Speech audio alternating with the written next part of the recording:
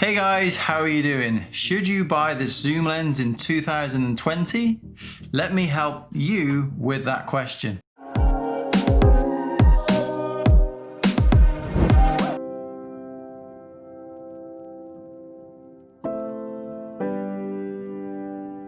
When I saw you in the morning light, I just held my place. And it goes with a little time. Forgive our memories grace. We were choosing opportunity over wrong and right. Before we start the video, I just want to say a massive hello. If this is your first time watching my channel, welcome along, welcome to the channel. Uh-oh, I hope you enjoy it. You might want to hit that subscribe button as you don't want to miss any of my new videos, so let's get into it.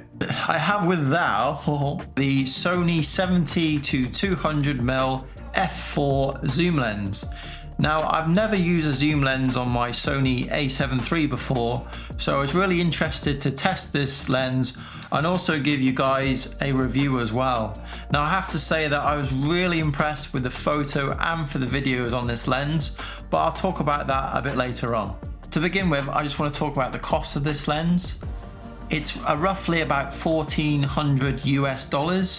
Now, I know if you're new into photography, that might seem a lot of money, but if you compare this lens to the Sony 70-200, but the 2.8 version, which is roughly about $2,400, then this lens seems not so bad. The lens is not too heavy or not too light.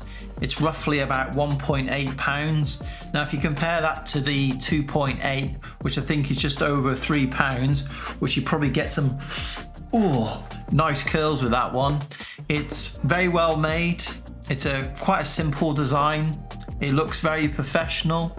On the lens itself, there is various buttons that we can change settings on, which is really handy. Now, the first one, we've got the switch for automatic focus to manual focus. Now, I wish Tamron had this on their lenses. I do use Tamron lenses quite a lot, and I do use manual focus, so anyone will know it is a bit of a pain in the ass going into the camera and changing that to a manual setting. Tamron, if you are listening, please try and include that in your next lens. That would be great. But Sony have that, so that's really good as well. As well as that, we've got the OSS switch on there, which is the optical steady shot. We can turn that on and off again, which is really handy.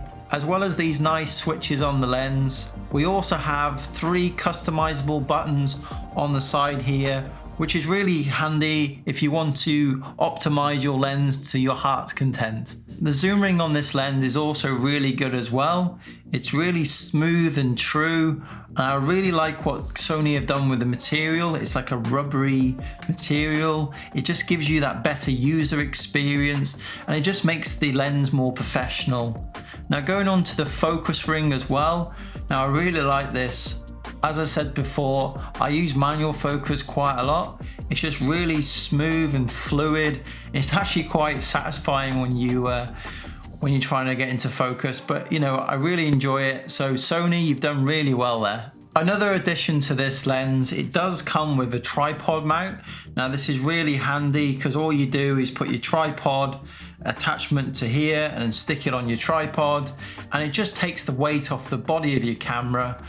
And also you can adjust this. You can just undo this little thumb screw and then just swivel this round to wherever you need it. So that's another good addition. Another positive about this lens, because it's not too heavy, you can actually mount it onto a gimbal. Now, personally, I have the Ronin SC and it's a bit too heavy for that. But I know if you've got the Ronin S, it will go onto that. And obviously there's other gimbals out there that I'm sure it'll work fine with. So that's really good if you want to do client work and you want to get those super zoom in shots as well. So that's always good to know. There is one negative I want to talk about, unfortunately, about the lens. It does not have a weather seal on the gasket, which I guess is a bit disappointing, as in the Tamron lenses do have them. But I think it's just something to be aware of. So if you are in a very dusty environment, just be aware that especially if you're maybe in a dust storm. I know quite a lot of people record in dust storms, I'm only joking, but you know what I mean? So if you are in a dusty environment, just be aware of that, but it shouldn't put you off. It's just something to note. Right, let's get into it. Let's talk about the image quality of this lens. And oh boy, it kicks some ass. Now, I mentioned before, I haven't used a zoom lens on my Sony a7 III before. So once I started looking at the images that I took with this lens, I was not disappointed at all. The image quality is super sharp, and that's throughout the 70 up to the 200mm.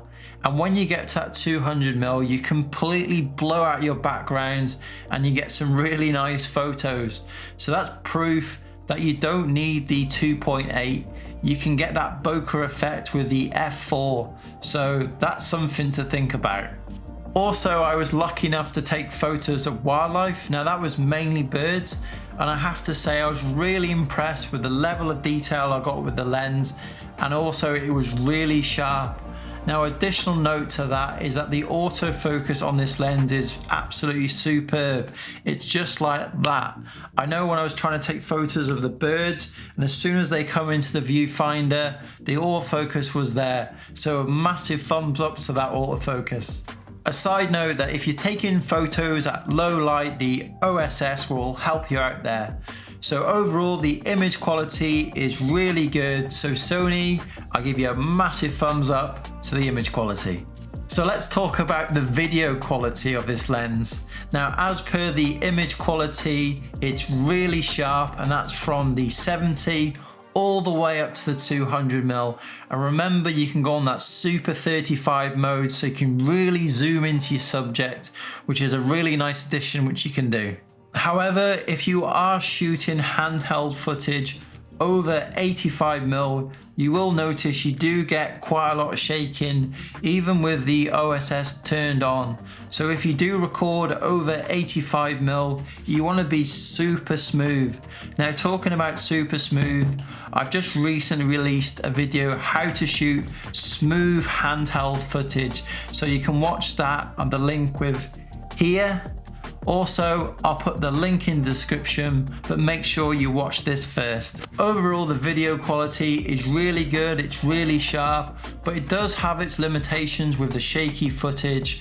But if you do have a gimbal, or you can get that smooth footage, you'll get some real detailed shots. So Sony, another massive thumbs up for the video quality.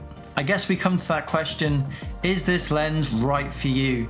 Now, only you will know the answer to that question, but these are my personal opinions. Now, if you're only buying this lens for video, then I wouldn't recommend this lens because it does have its limitations for video.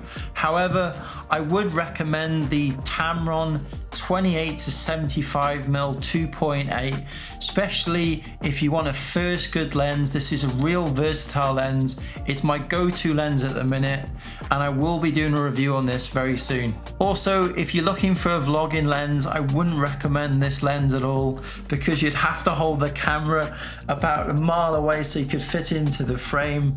However, I would recommend the Tamron 17 to 28mm 2.8 lens, which is the actual lens I'm using here. It's a great versatile lens as well. Now, if you are looking for a lens for portraits, for wildlife photography, or sports events, then I would definitely recommend this lens to you. You get some super sharp images, they're really detailed, and remember, you can get video with this as well. And also, it is cheaper than the 2.8. So if you don't want to spend the money on the 2.8, the f4 is definitely a good alternative. So it's a really good lens, and I recommend that to you. Hopefully this video helped you make the decision if this lens is right for you. Obviously, only you can answer that question. These are just my opinions. So I do think this is a really good lens. If you do have anything to share, please drop me a comment. Also, if you did decide to buy this lens, please let me know. I'd love to hear about that. Anyway guys, I hope you enjoyed the video and it was benefit to you. If you did enjoy it, please give it a massive thumbs up. That means so much. And remember, as ever, you can subscribe to my channel, follow me on Instagram, and I'll see you in the next one.